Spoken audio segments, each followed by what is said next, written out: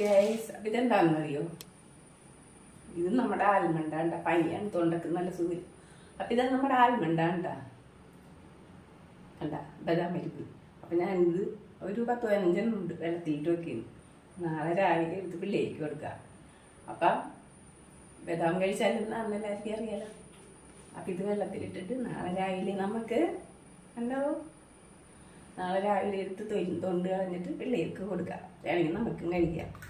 അപ്പം നാളെ കഴിക്കുമ്പോൾ കാണിക്കില്ല കേട്ടോ. അവർക്ക് മുടി കൂടെ കൊടുക്കുള്ളൂ. തൊലി കളഞ്ഞ് കഴിച്ചോളൂ.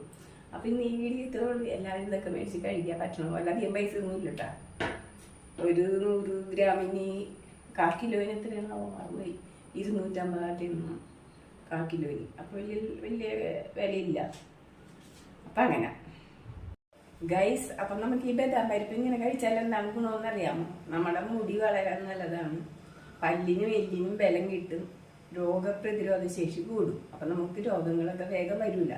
അപ്പം നമ്മൾ ഈ നട്ട്സൊക്കെ കഴിക്കാം.